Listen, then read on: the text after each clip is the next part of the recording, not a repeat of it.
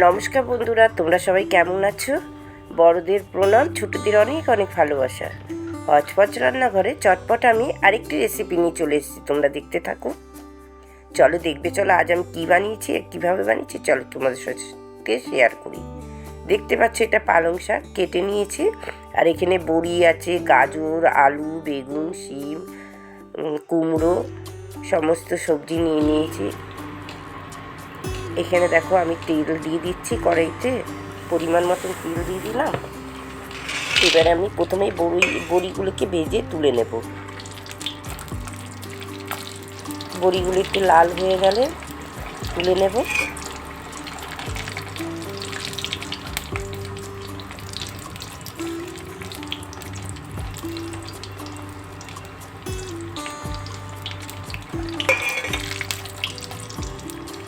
দেখো বড়িগুলো ভাজা হয়ে গেছে, এবার আমি তুলে নিচ্ছি। এবার আমি ওই কড়াইয়ের মধ্যেই আমি প্রথমে বেগুনগুলো ভেজে নেব।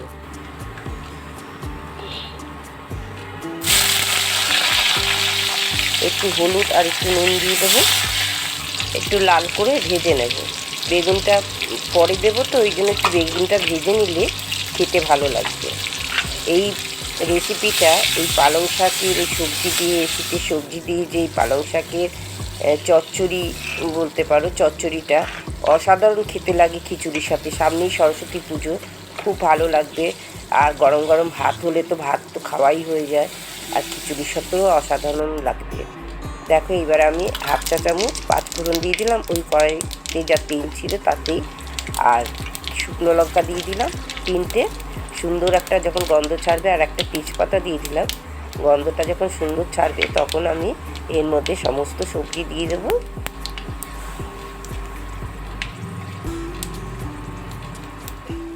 এবার আমি সবজিগুলো দিয়ে দিচ্ছি। এতে দেখো বিনস আছে, মূলো আছে, তোমরা চাইলে আরও সবজি দিতে পারো।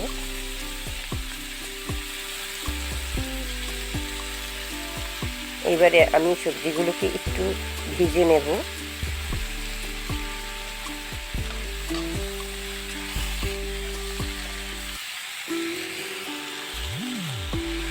একটু সবজিগুলো ভেজে নিয়ে এবারে আমি হাফ চা চামচ হলুদের গুঁড়ো দিয়ে দিচ্ছি, আর 1 চা চামচ জিরের গুঁড়ো দিয়ে দিচ্ছি, আর ধনের গুঁড়ো হাফ চা চামচ দিয়ে দেবো।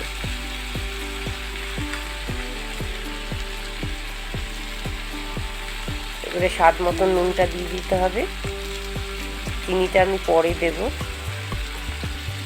এবারে দেখো কাঁচা লঙ্কা, কয়েকটা কাঁচা লঙ্কা দিয়ে দিলাম। তোমরা ঝালটা দিয়ে যেরকম খাবে সেই সেরকমভাবে ঝালটা দেবে। লঙ্কার গুঁড়ো দিতে পারো, তবে হ্যাঁ কাঁচা লঙ্কা দিয়ে এই রান্নাটা বেশ ভালো লাগে। এবার আমি একটু নেড়ে চেড়ে পালং শাকগুলোকে দিয়ে দিলাম। পালং শাক থেকে তো জল উঠে যায়, ওই জন্য আমি আর জল দেবো না। প্রয়োজন পড়লে তখন দেওয়া যাবে, কিন্তু আগেই জল কিন্তু কেউ দেবে না, পালং শাকে প্রচুর জল ওঠে। দেখো এবার আমি নেড়ে চেড়ে চাপা দিয়ে দিলাম। দেখছো তো কতটা নেমে গেছে। আর আমি মাঝখানে কয়েকবার নেড়ে দিয়েছি, অনেকটা জল উঠে গেছিলো, আর জল দিতে হয়নি।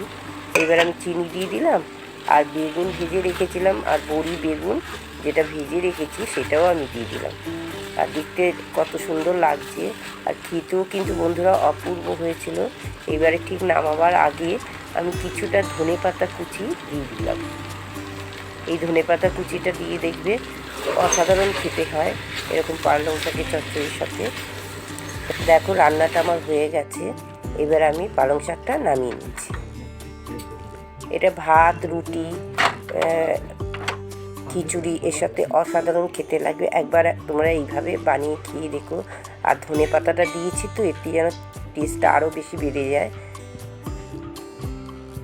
বন্ধুরা, আমার এই রেসিপিটা তোমাদের কেমন লাগলো? যদি ভালো লাগে একটা লাইক, শেয়ার, সাবস্ক্রাইব করে অল বাটনটা প্রেস করে একটু আমার পাশে থেকে সাপোর্ট করো। আর তোমরা সবাই খুব ভালো থেকো, সুস্থ থেকো, আনন্দ থেকো। শেষ অবধি দেখার জন্য অনেক অনেক ধন্যবাদ।